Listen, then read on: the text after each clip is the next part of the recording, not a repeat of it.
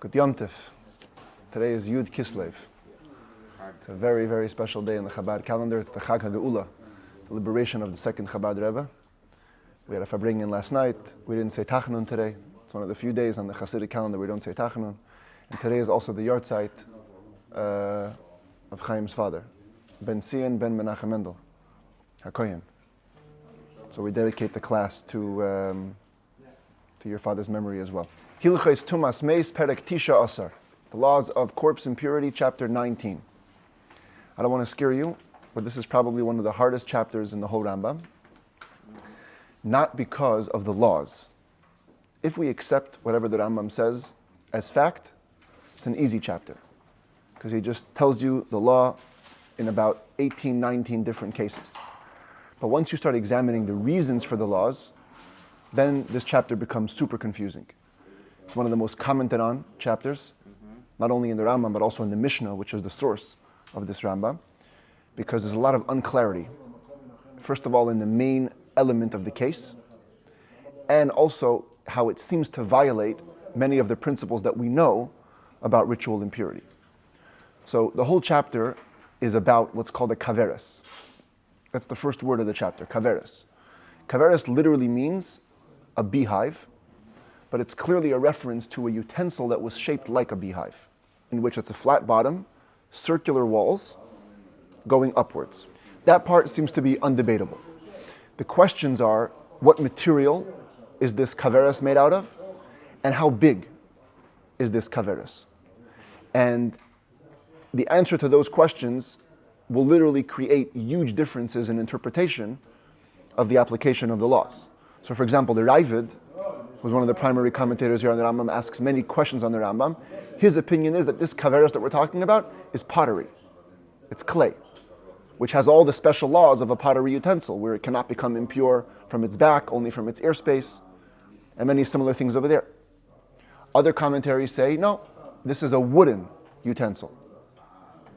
But even in the opinions that say it's a wooden utensil, some say it's a smaller wooden utensil. Others say it's what's called a kli eitz haba b'mida. It's a very big wooden utensil. It could hold 40 sa'ah in volume, which makes a massive difference, because once a wooden utensil has that big of a volume size, it has less capability to contract impurity. There are other problems with saying that from the language of the Rambam, but we're going to go with the approach of the Kesef Mishnah. You have to pick one approach when you go with this chapter.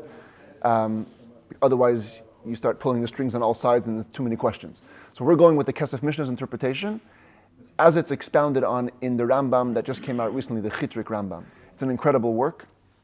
He also chooses one path. So I'm not going to quote all the sources that he quotes, but basically the approach that I take is based on his interpretation. So if you want to see more details, you see over there, we're going to go with one approach. That's how we're going to go and deal with this chapter of Rambam. But there's going to be a lot of cases, a lot of variables. We're going to try to keep pace with everything, not lose track of all the details, and make it through another chapter of Rambam successfully. So for our purposes, when the Rambam says kaveres, we're assuming number one, it's wooden. Number two, it's big. It's kli eitz haba b'mida.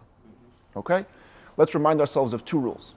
First of all, when tuma is cramped, when corpse impurity is cramped under a space less than a tefach, or it's out to the open air, we have a rule that says tuma beikas va'ila beikas v'yeredes. The tuma doesn't spread to the sides, it goes straight up and straight down.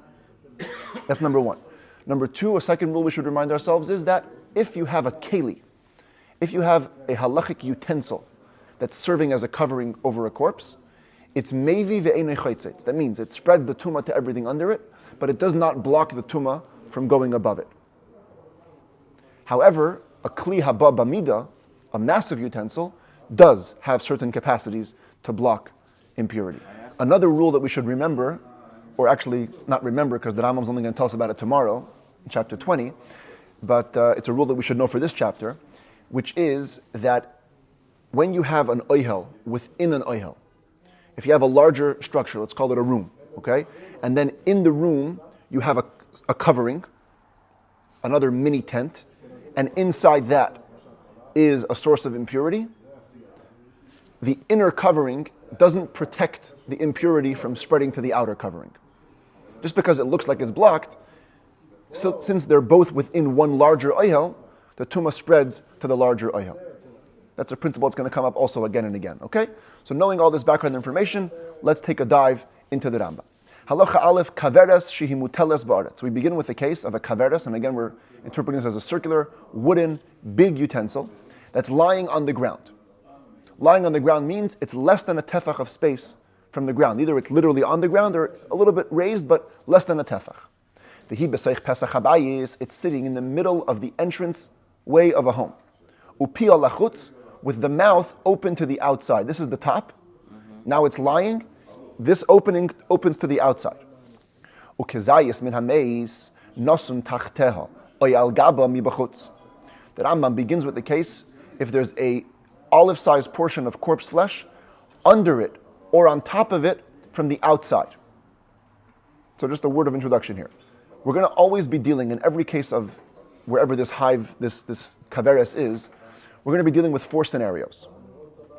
Source of impurity under it, source of impurity on top of it, source of impurity inside it, and source of impurity inside the home. Now, understand that the part of the kaveres that's inside the home is basically considered or has the same rules in many cases as what's inside the home. So therefore, whenever the Rambam uses the terminology under it or above it, we only mean the outside portion. Because what's inside is considered like inside the home. And whatever laws apply to inside the home will apply to the inside parts of the kaveres. When the Rambam says tachteha or al gaba, under it, on top of it, it always means mi bachutz. So you have a piece of corpse flesh under it or on top of it on the outside. Kol shehu keneged hazayis betachteha oy begaba tameh. Whatever is directly opposite the corpse flesh, under it, in the case when it's on top, or on top of it, in the case where it's under it, tameh, is impure. Why? Because of the rule of tuma ritzutza, baikas va'ila baikas v'yeredes. If the corpse, let's say, was over here under it, there's less than a tefach of space, so it's cramped, so the tuma goes straight up. So whatever utensils are directly on top of it, on top of the kaveres, become impure. Same thing in the other way. When you have the piece on top and there's something directly under it, here, typically according to the rules that we know, it shouldn't be affected because the utensil usually is chaitzitz. When it's baba midah, when it's massive, it interrupts the impurity. Here the Kesef Mishnah says something that he keeps on saying throughout the chapter again and again. It's very hard to understand, but we're going to go with what he says. He says that even though typically a kaveres is baba midah and therefore is chaitzitz, it blocks, with regards to other utensils, with regards to affecting utensils right under it or right on top of it, we consider it to be a regular keli, a regular utensil, and it's not chaitzitz. It doesn't block. It's as if the kaveres is not there. And whenever you have nothing in the way, if tuma is on top and there's utensils on the bottom, so the tuma is making a covering over the utensils, and it makes the utensils impure. That's as far as what's on top and what's on bottom. What about stuff that's inside the space of the hive, the open kaveres? Anything in the airspace is tahor, is pure, chutz miklishu keneged atuma, except for, again, a utensil directly opposite the impurity. The habai is tahor, and the entire home is pure. This law needs to be explained. I understand, once the tuma goes, let's say the tuma's on top, it's going in to the stuff that's inside of it, directly under it. Once something inside the kaveres becomes impure, the tuma should seemingly spread to the entire inside of the kaveres. The Rambam says no. And there's a big debate as to why. I'm not getting into that, that's more complicated than our discussion. There's different reasons in the Achronim as to why that is. So basically, when the tuma is under it or on top of it, only anything in the line of fire becomes impure. Certainly the home is completely pure because the tuma is not even inside the home. So how should any impurity enter the home? Next case, hoisa tuma babayis. What if the tuma was in the home? Same scenario, kaveres is lying on the ground, less than a tefach from the ground. Source of impurity, though, is inside the home. Ein tamei ela habayis, says the Rambam, the only thing which is impure is the home. Aval kelim shebeseicha, but any utensils inside the entirety of the kaveres, oy tachteha oy al gaba, or under it or on top of it. And again, I repeat, these terms mean outside. Tachteh al gaba means outside, of the home, tohirim, they are all pure. Why? Because since the mouth of the utensil is facing outwards, there's no way for the tuma in the home to enter the inner space of the kaveras. And since there's less than a tefach from the ground, the tuma from the home is not going to pass underneath the kaveras either. So therefore, everything that's outside of the home and everything inside of the kaveras is completely pure. Haisa hatuma b'seicha, the fourth variation. If the source of impurity is inside it means inside this piece, inside the kaveras. Hakol tamei, now everything is impure. Kol shababayis, everything inside the home. The kol shabeseicha, everything inside it. The kol shal gaba, and everything that's on top of it. The kol shatachtea, and everything that's under it. Keneged hatuma, that at least is opposite the impurity. Kamesha be'arna, as we explained. So let's go through this one at a time. Source of impurity is inside. Why does the home become impure? Here's the rule I mentioned before. When an oihel is inside of an oihel, right? This kaveras is a covering, but it's partially inside the home. So once the tumas spreads along the entire inside of the kaveras, it also spreads into the rest of the home. It won't block the tuma from extending. So the whole home is impure. The whole inside is impure because it's all connected. As far as on top and on bottom, seemingly, once the tuma spreads to the entire inside of the utensil, if we keep on saying that it's not chaitzit, it's not blocking, so it should split through the roof and the floor of the entirety of the utensil, and anything that's on top of it or under it should become impure. Nevertheless, the Rambam is saying only what's opposite the tuma. Why? So here, the Kesef Mishnah goes and takes the string on the other end. He says, no, the hive is big enough. It's a kli eitz haba b'amida, so it is chaitzit. Typically, it is going to block the impurity. What's directly opposite it, there we're not going to say all the way. With regards to utensils that are directly opposite the impurity, we're going to consider the kaveras to be somewhat of a kli, somewhat of a utensil. It's not going to block the impurity, and we'll go up and down to directly what's on top of it and under it. So you have to keep on jumping this dance, in which on the one hand we're saying it is enough to block the tuma, and on the other hand it's not blocking kalim that are directly above or under it. So if we could summarize what we just learned, take a look at this chart. This is where we're talking about a whole kaveras. We'll soon see later there's a case where it's not whole, where it was punctured. It's a whole kaveras, it's open to the outside, it's less than a tefach from the ground. So if the tuma is underneath it, and underneath it means under the part that's outside the house, so any utensils underneath it are pure, because tuma will not spread, it's less than a tefach. Any utensils on top of it, I made it yellow. Yellow means if it's directly on top, it'll become impure. Anything that's not directly on top stays pure. Anything in the house is definitely pure, it doesn't spread in. Any utensils inside, also, if it's directly above, will become impure. Not directly above, stays pure. If the tuma is on top, on the outer half of the kaveras, so utensils underneath it, directly underneath it, are impure. Anything not underneath it directly is pure. Kalim on top, next to it, are pure because it has nowhere to spread. Kalim in the house are also pure. Kalim inside the actual utensil, if it's directly above it, opposite it, it's impure. If not, it's pure. If the tuma is in the house, so only the kalim in the house become totally impure. Everything else is pure, has nowhere to spread. The worst case is when tuma is inside the actual kaveras. Then anything inside of it and in the house is totally tameh. Even what's on top and underneath it, if it's directly opposite it, it becomes impure. Only if it's not directly opposite, then it stays pure. Okay, back to the kaveras. Now we're changing the variable. It's still a whole kaveras, it's still mouth open to the outside, but now it's not lying on the ground, now it's a tefach raised from the ground. And here, once you're a tefach raised, you become an oyhel. You become a spreader under it. So the Rambam says, V'tuma tachteha, oy babayis, oy al gabam. Now if tuma is either underneath it, in the outer half, or inside the home, or even if it's on the top of the kaveras, on the outer half, hakol tameh. Everything is impure. Kol shababayis, v'kol shatachteha, v'kol sha'al gaba. Anything in the home, anything underneath it, or anything on top of it. Avol kol shaba'avir toicha toher. Whatever is inside the airspace of the actual kaveras remains pure. Chutz mikli shu keneged atuma, except for utensils that are directly opposite where the tuma is. Why? So what's the reasoning here? So it goes from obvious to less obvious. Whatever is under it and whatever is in the home, for sure is considered to be one long oyel, one long covering, so for sure it becomes impure. The question is, if you have a piece of corpse under here, why should it affect the kelim that are on top of it? So the Kesef Mishnah writes, and again he applies this rule, with regards to this scenario, we're going to consider the kaveres a regular utensil. It's not going to be chayt, it's not going to be blocking. So basically the kelim that are on top of it may as well be under it together with the impurity. Same thing if the impurity is on top of it, we're going to say that it's as if a tumah is under it, because the kaveres is not chaytzitz, and therefore the tumah spreads to everywhere, including to what's on top and what's on bottom. When you're talking about the inside space, so then, seemingly, if the Rambam says that all that's impure is what's directly opposite the tumah, that seems to be an interpretation of beikas va'ila, beikas v'yeredes, splitting upwards and downwards. The problem is, as the Ravid asks, when you say that you have a tefach of space underground, the tumah doesn't split through.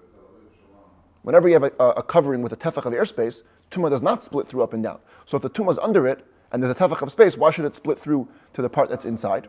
So the Kesef Mishnah again applies his rule, that with regards to utensils that are directly in the way of the impurity, we consider the kaveras to be a good utensil. It doesn't block, tumah ascends into it, and impurifies the kelim that are inside it. That's the law if the tumah is anywhere around it, house, on top, or on bottom. Hoysa tumah b'seicha. What if the impurity is inside of the utensil? When, again, it's raised a tefach above the ground. So here, hakol tameh, everything is impure, and this is the easiest to understand. Kol shebeseicha, it goes in order. Everything that's inside of it becomes impure because the tumah is inside of it. Then, from there it spreads into the house. The kol shebabayis, because when you have an oil inside an oil, it doesn't save. So the tumah spreads into the home. And then from the home, the kol shetachteha, it spreads to anything under the kaveres outside the home because there's a tefach of space. So it goes under the entire oil. And then the kol shalgaba, it also ascends upwards to what's on top of it, using the same rule of the Kesef Mishnah, that with regards to other utensils, the kaveres is not considered enough of a blocker. It's as if the utensils are together with the impurity, and so they all become impure. Because utensils or people that become a covering over impurity, or the impurity is over them, they spread the tumah, and they don't block the tumah from ascending, as we explained multiple times. So, if we can just review that on this chart over here, you can see it's a much, much simpler and difficult chart in terms of tumah. When you have a whole kaveres, open to the outside, more than a tefach raised from the ground, if the tumah is underneath it, everything is totally impure, besides for the kelim inside of it, only if it's directly across it it's impure, if not it's pure. Same thing if it's on top. Everything is impure, besides for what's inside, directly opposite is impure, otherwise it's pure. Tumah's in the house, everything is impure, except for what's inside of it is totally pure. Tumah's inside the actual utensil, everything is impure. That's it. But now says that when do we say all of these laws that we just said? Bizman shehi kli. When, number one, the kaveres is a qualifying utensil, it's whole, u'mechulcheles, and it's hollow. So it's an actual kli, in a way, it's a receptacle. Even if it's baba mida, as we're explaining, as it's massive, but it's still a receptacle. Avalim hoisa pchusa. But let's say it was punctured. V'sasam hamokim hanifchas bekash, and you stuffed up the hollowed or punctured place with straw, shahare eina kli, which means that now it's not a qualifying utensil. Oisha hoisa afutza, or it was afutza. What's afutza? Afutza means solid, blocked. Ad shelo yeh bo cholol tefach. There's no open space of a tefach inside it. Ela atuma. It is completely stuffed. Kedei shelo yimatzi bo cholol tefach b'makom echad. So you cannot find an empty space of a tefach in one place. Now the laws are a bit different. Since the whole kaveres is not a utensil at all, or it's a complete solid, so there are going to be some differences. And the Rambam begins in an opposite way. In the beginning of the halacha, he starts with less than a tefach, then he goes to more than a tefach. Here we begin with more than a tefach. It says that Rambam hoisa gavoya mina aretz tefach. If it was raised a tefach from the ground, the tuma tachteha ay babayis, and there's a source of impurity under it, or in the home, hare habayis v'chol shetachteha tmein. So that's easy. The home and everything under the utensil, even the outside of the home, becomes one long oil. It becomes impure. Because it's one oil. But what's inside it and what's on top of it remains pure. And the Rambam clarifies why. First of all, oil shall eitz.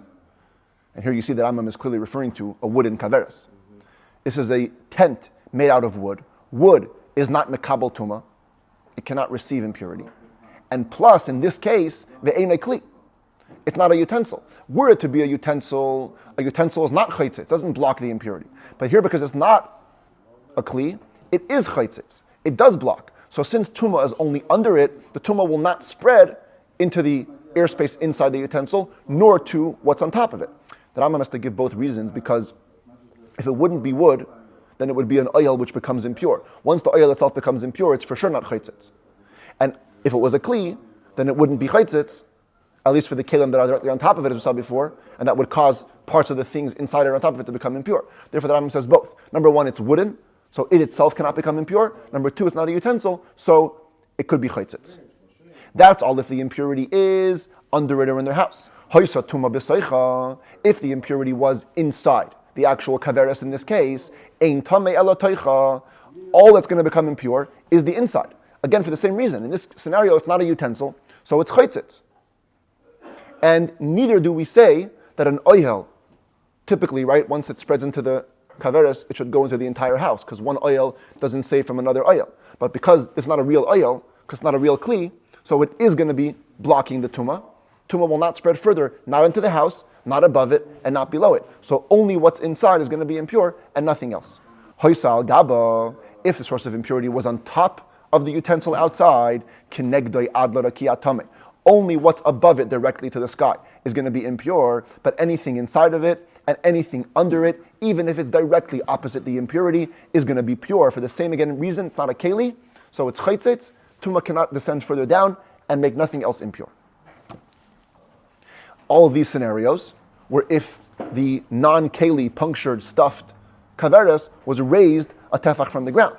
Hoysam munachas al haaretz. What if it was lying directly on the ground? Upi alachutz, open to the outside. Again, not a keli, or it's stuffed. Ukizayis min Meis nasun tachteha, and there's an olive-sized portion of a dead body lying under it. Kinegdoi ad hatahoim tame. Only what's lower than it, to the depths, is impure. But because it's chaytzitz, it's not a keli, whatever is on top of it becomes pure. Now here the commentaries deal with, as the David says, one second, it's tumah de tzutza. Less than a tefach of space means the tumah is cramped. If tumah is cramped, it should go all the way up. Says the Kesef Mishnah, a very interesting concept. The Rambam says it's called afutza. Afutza means it was filled. It used to be empty, now it's filled. That means that technically speaking, there is an opening of a tefach of space inside the airspace of the utensil. So since it used to have a tefach of space inside of it, that tefach makes it into an oil which is chaytzitz, and doesn't allow the tumah to come inside. Therefore, that would lead to a conclusion that the kelim inside of it would stay completely pure. There is one commentary to Yom Tov who says that at least the kelim that are opposite the impurity will become impure. Other than that, he also agrees that whatever's inside of it doesn't become impure. Hoya al gaba, if the source of impurity was on top of it, kinegde adarakia tame, only what's above is impure. Again, for the same reason, it's not a keli, it's chaytzitz, doesn't allow the tumah to go inside of it. Hoysa tumah babayis, if the tumah was in the home, ein tame ela habayis bilvad, only the home is impure, because it will not be able to reach anywhere into the keli, which is not a keli anymore, it's just a stuffed, closed utensil. Hoysa tumah b'seicha, if tumah was inside of it, same rules, ein tame ela teicha, only inside of it is impure, everything else is being blocked by the kaveres. It doesn't spread upwards, doesn't spread downwards, it doesn't even spread inwards into the home, because the kaveres is not a keli. So if we could review this, much, much easier, lighter dinim in the chart. You have a punctured stuffed kaveres open to the outside, less than a tefach from the ground. I'm going with the second case first. If tumah is underneath it, everything is pure. The only thing is, one opinion will say that kelim inside of it will become impure if it's directly opposite the tumah. If tumah is on top of it, again, there's no power to go anywhere. Everything is pure. If tumah is in the house, only what's in the house becomes impure. None of the parts of the kaveres get affected. If tumah is inside the kaveres, only what's inside the kaveres gets affected. Nothing outside of it gets affected. Once it's raised a tefach from the ground, you can see some parts of it get a little stricter. Because when it's underneath it, it shares an oil with the house. So whatever underneath it in the house becomes impure. Everything else stays pure. If tumah is on top, it still stays pure. If tumah is in the house, again, because it shares an oil with what's underneath, so underneath and in the house become impure. If tumah is inside of it, same as before, only what's inside of it becomes impure. Everything else stays pure. Halacha beis. Kaveres hamuteles ba'aretz b'seicha pesach u'pia lifnim. Now we're going to learn everything we just said about this, but the kaveres is flipped. Now it's open to the inside. The big change here is not so much about the laws relating to on top of it or underneath it, but the inside of it. Because now the inside of it shares an oil as an extension of the home, because it's open to inside the home. That's going to dictate the small changes that are going to happen in this halacha. So we begin again, like we began in halacha aleph, v'hi kli shalim v'chalula. A whole, complete utensil, hollow.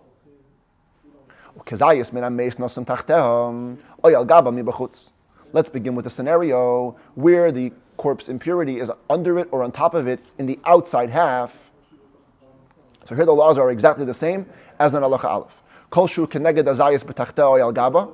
Whatever is directly opposite the impurity, under it when it's on top, or on top of it when it's under it, tamei is impure. Whatever is inside of it is pure. Chutz mikeneged atuma, again, also except for what's directly in the line of fire. The habai is Torah and the house is pure for the exact same reasons that we said in halacha aleph. Whatever is directly above it and under it, we have the Kesef Mishnah's rule that we say that with regards to that, we're considering the kaveras to be a keli and therefore not be chaitzitz. Everything else is pure because it's being blocked, not accessible by the impurity. But if the tumah was either inside of it or in the home, here's one big change. Because now inside and the home share one oil, if tumah is in it or in the home, hakol tameh, everything is impure. Because the tumah spreads to the entirety of the kaveras, which affects whatever's on top of it and whatever's under it, so the whole thing is bad. What if it's raised, a tefach from the ground? So now that makes not only a problem for what's inside of it, but also for what's under it, because now it's also sharing an oil with what's in the house. This is the easiest one. If tumah is anywhere, under it, in it, on top of it, in the home, hakol tamei, everything is impure. Whatever is in the home and whatever is under it, because it and the home are like one tent, one extension. The kol shal gaba, the kol shebeseicha tamei, whatever is on top of it or inside of it is also impure. Shahakli mevias hatuma ve'inei chaitzitz commission is bar, because a utensil, it's a whole utensil, so it will spread the tumah and it will not block it, as we explained. By the way, when the tumah is on top of it, it's the same principle. If the kli is not being chaitzitz, so it's able to descend even to what's under it and then spread into the entire home. The principle always here is that the kli is not chaitzitz. It doesn't block the tumah, so it can go everywhere. This is all, these two scenarios are all if it was whole. So for a second, let's pause and look at the charts here. We have a whole utensil open to the inside, not the outside, less than a tefach from the ground. So if it's underneath, tumah's underneath, it will not spread to anything underneath because there's no tefach, but it will go directly on top and to the kelim that are inside if they're in the line of fire, not if they're out of the line of fire. Same thing if it's on top, it's the opposite, whatever's underneath it and inside of it, if it's in the line of fire, will become impure. If not, it'll stay pure. In the house and on top is all pure. But because it's open to the inside, if tumah is in the house or inside it, wherever the utensils are, everything becomes impure. If it's raised a tefach from the ground, this is the easiest. Once a tefach from the ground open to the inside, I don't care where you are, I don't care what you are, the whole thing is red. Everything is impure because it's all sharing one big oil. Next says the Rambam, what if it was a scenario where the kaveras was punctured and filled the space with straw, or it was completely solid? If it's a tefach raised from the ground, so it's creating an oyel. If the tumah is under it, or in the home, or inside of it, hakol tamei, everything is impure, chutz me al gaba, except for what's on top of it. Here, it doesn't go to what's on top. Why? Because it's not a keli. It's not a keli, it is chaitzitz, it does block the tumah. Hoisa tumah al gaba. If tumah was only on top of it, kinegde bilvad ad lo rakia tamei, it only goes upwards to the sky. Avol toicha tahar, but what's inside is pure. V'tachtea v'habayis kol ma shebahen tahar. Under it and in the home, everything in them is pure. Because when you're dealing with a stuffed utensil, it's no longer a utensil, it blocks the tumah. So if it's outside, on top, it doesn't go anywhere inside. What if it was, again, not a utensil, but now it's on the ground? Not a tefach raised above the ground. It's on the ground. If there's a kazayas of dead body under it, same as before, it only goes downwards, does not go anywhere inwards to the utensil because it cannot be, there's no keli here, so it's chaitzitz. As far as why it doesn't go up directly above it if it's tumah ritzuta, so we have the same principle as before, because it used to have a tefach of space inside of it. or even if it's not a keli, it has a tefach space inside of it which blocks the tumah from going. Hoysal gaba, if tumah was on top of it, connect ad l'rakia tami, only upwards is impure, not lower, because again it's not a utensil, so it's chaytzitz. Hoysal tumah b'seicha oy babayis, if tumah was inside of it or in the home, teicha v'habayis tami, they share an oil because they're open to each other. They both become impure, but on top and on bottom do not become impure, again for the same reason, because it's not a kli, and therefore it's chaytzitz, therefore it blocks the impurity. So here we see it again, just to make it clear, if it's punctured and stuffed, open to the inside, less than a tefach from the ground, it's mostly pure. If tumah is underneath, it's fully pure except for the kelim inside of it in the line of fire. If tumah is on top, everything is pure. If tumah is in the house or inside, only what's in the house or inside becomes impure. Everything else is not affected and stays pure. If it's a tefach raised from the ground, now you have more problems because now you're creating a space underneath for an oil. So if tumah is underneath or in the house or inside, everything besides the top is pure. If tumah is on top, everything is pure. Tumah doesn't spread anywhere. Halacha Gimel. Kaveres she b'sei chabayis, v'hi memalo es kol goiva habayis. A little different now, okay? Till now we're talking about a kaveres that's lying down and it's in the doorway. Now we're moving in. I don't have a picture for this, so just imagine, okay? Use your imagination powers. There's a kaveres in the home, standing upright. V'hi memalo es kol goiva habayis. It's filling the entire height of the home. Its mouth is open upwards to the roof beams of the home. And there's not a space of a tefach between it. There isn't enough space for tumah to escape, let's say. The tumah besoicha, and there's a source of impurity inside the kaveres. Habayis tameh, the house does become impure. Less than a tefach, doesn't matter. We'll see in a second.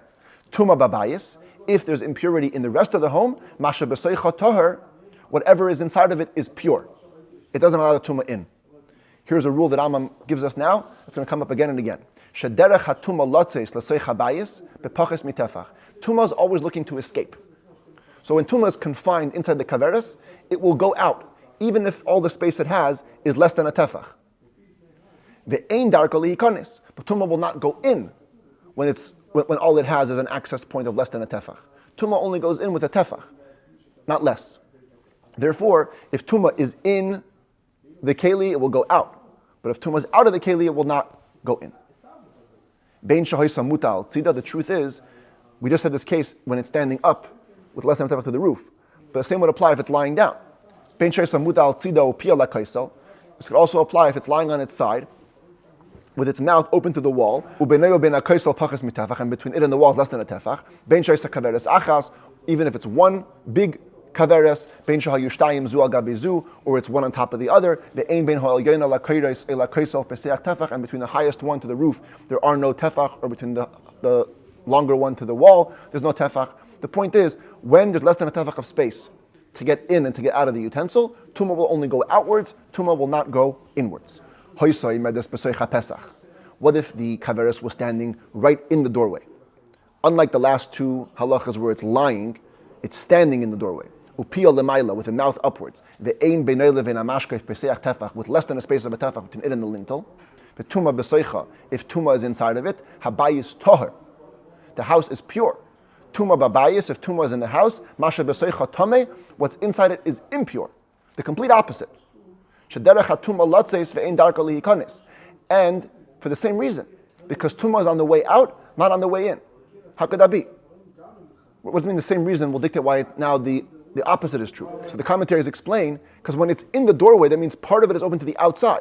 So if tumah is inside of it, where is it going to go? Outside, not into the house. If tumah is in the house, because it has to get outside somehow and it's passing through the kaveres, so the kaveres also will become impure on the way of the tumah going out. So you have the same principle, can make two opposite laws. When it's in the doorway, the principle will say that tumah will spread from the home inside, but not from inside to the home. When it's in the home, tumah will spread from the inside out, but not from the outside in. Halacha dalid, kaveres chalula, shehi kli shalem, v'hoisa munachas al tzideha ba'avir. We're going to basically repeat everything we said before, just with a kaveres lying in the open air, not in a doorway. When there's an open air, there's no house.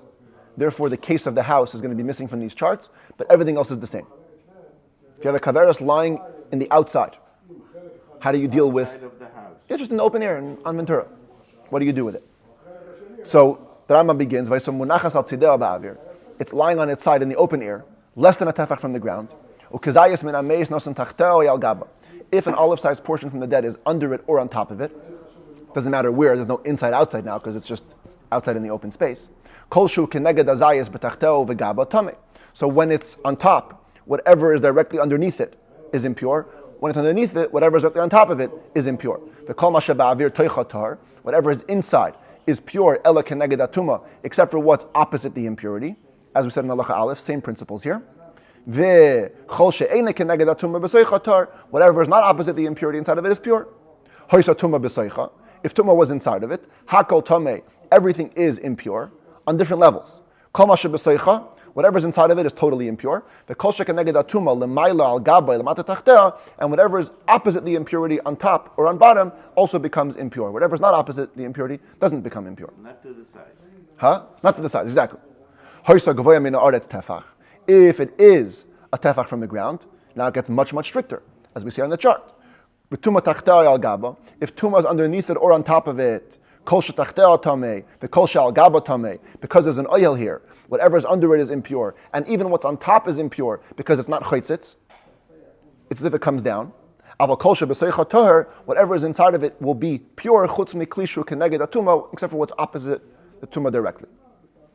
If tuma is inside of it, it's even worse. Everything is totally impure because tuma spreads everywhere. Whatever is in it, under it, or on top of it. Because the kelim in this case, even though it's a big keli, it's baba mida, but with regards to other utensils, it's going to spread the tuma and not block it, as we kept explaining in the earlier halachas. Therefore, if this utensil that's lying on the ground was pchuso of kuka bekash, if it was punctured or stuffed with straw, punctured and stuffed with straw, or it was baba mida, or it was very, very big. Now, till now we're also assuming that it's always very big. So these four words puzzle the Rambam's commentaries very much. There are different ways to resolve it, not getting into it now. But we're just going to assume the way we kept on doing that. Till now, we're always talking about baba mida. The point is now it's not a utensil. So if it's sitting in the open air and there's a kazayas of dead body under it, only what's lower down becomes impure, but the entirety of the utensil stays pure. Al gaba, if it's on top of it, only going upwards is impure, not downward because it's not a kli, therefore it blocks. If it's inside of it, only what's inside becomes impure, but everything else stays pure because again, tuma is being blocked, and that's all if it's less than a tefach from the ground. If it was tefach raised from the ground, so all we add over here is the underneath, that it becomes an oil. The tuma tachteh, if tuma is under it, tachteh bilvad tameh, only under it is impure, that's the oil, everything else is blocked. If it's inside of it, teicha bilvad tameh, only inside of it is impure, that's where it spreads, otherwise it's blocked. Al gaba, if it's on top of it, only what's upwards is impure, nothing else. Because we kept explaining, when you have a wooden utensil which is very big, it's like a regular covering, not a utensil, and therefore it blocks the tumah from spreading inside of it wherever the tumah is not. So if it's under it, everywhere else is pure. On top of it, everywhere else is pure. Inside of it, everywhere else is pure. Halacha hey. Kaveres shehi kli shalem. What if we have again, returning to a kaveres which is whole, vihi yesheves al shuleha la'avir, and it's sitting upright, like the cup, this way. Okay. Again, I don't have a picture of it, so we'll just have to imagine. But we'll put up the picture of the kaveres just for fun. But it's not a home; it's in the outside, and it's like this standing. Wherever the impurity is, under it, in it, or on top of it, tuma bekasva illa bekasva yeredes. Tuma splits up and splits down. That's all it is. It's tumor ritzutza. It's blocked. But if it was raised by a tefach, or it was covered with a utensil that's not mekabel tuma, therefore not chaytzitz, or it was bent over on its mouth, if tuma is under it, in it, or on top of it, hakol tamei, everything is impure. Everything in it, under it, or on top of it, if the tuma was on bottom. That last line is referring to the case of kfuya. When it's bent over on its mouth, if tuma is under it, it affects everything. When a utensil is creating a tent, as in this case, a tefach raised from the ground, so it brings the tuma, it doesn't block it, as we explained. Lefikach, therefore, if it's not a utensil, if it was punctured and stuffed with straw, or it was very big, if it's less than a tefach from the ground, if tuma is under it, in it, or on top of it, tuma beikas va'ila beikas v'yeredes, the tuma will split upwards and split downwards. There's no tefach, so it's up and down. If it was raised by a tefach, tuma tachta, if the tuma is under it, tachta bilvad tame, only under it is impure, it won't penetrate because it's not a keli. It's chaitzitz. If tuma is in it or on top of it, since it's open to the airspace, whatever goes upwards to the sky is impure. The kelim shetachta, whatever is under it is pure. It's because it's a tent and it blocks. It cannot penetrate downwards. And now we're done with kaveras. The last halacha deals with a camel. Gamal shehu oimid ba'avir. You have a camel standing in the open space. Okay, if it's under a roof, these laws won't apply because there's a larger oil above the camel. But the camel's in the open air. Tuma tachtav. There's a source of impurity under it. Piece of corpse under the camel. Kelim shal gabav tahirim. Whatever thing it's carrying on top of it is pure, because it's a good oil. It blocks. Tuma al gabav. Kelim shetachtav tahirim. Tuma's on top of it. It blocks from going down. Whatever's under it is pure. Hoya roivitz v'tuma tachtav. But if it was crouching on the floor, and there's tuma under it, that's cramped tuma. Harezu beikas va'ila beikas v'yeredes. It goes up and down, and whatever's directly on top of it or under it becomes impure. Same thing if you have cramped tuma under its foot. You see camels, sometimes they spread their legs out like this. So it's not under their body. It's just under its leg. It's cramped under its leg. Or it's cramped on top of its foot. How do you have cramped tuma on top of its foot? So the commentaries say either it's covered by a board, it's cramped between the foot and something else, or this is the Rambam's opinion that when something is open air, it's called ritzutza. Harezu beikas va'ila beikas v'yeredes. It all again goes up and down. Basically, under the leg is the same as under the body. Laws don't change. And then Rambam concludes a general perspective on this whole thing. In the laws of Nazarite, where we dealt with the first time corpse impurity, we already explained, if a Nazarite is standing together with a piece of corpse, under tachas agama, under a camel, or under a bed, or anything else like that, any other utensil, afal pisha nitma, tumas shiva, even though he becomes impure with the full level of corpse impurity 7 days, eini megaleach, he need not shave his head. It isn't the highest level of impurity. Umishama talamed, and from there you learn, says the Rambam, shekol elu hahalachos ha'amuris betumas oilim. All of these laws, for the last 7 chapters that we're learning, when it comes to the tuma of tent, hanasim min ha'adam min ha'behema min ha'kelim, when a tent is formed by a person, an animal, or a utensil, hakol medivrei seifrim. These last 7 chapters, it's all rabbinic. Mehen divrei kabbalah, umehen gzeres v'harchakos. Some are received tradition, some are decrees, some are just distances. Ulefikach, therefore, ein nazir megaleach alein. It doesn't have biblical status, so a Nazirite need not shave over them. You won't be liable to excision if in this state of impurity you eat sacrificial meat or you come into the temple. The ramifications of all these laws are only said only with regards to the impurity of truma and sacrificial meat, that they themselves become impure, as we explained multiple times, that this is the only level of ramification of all these impurities. It's all rabbinic.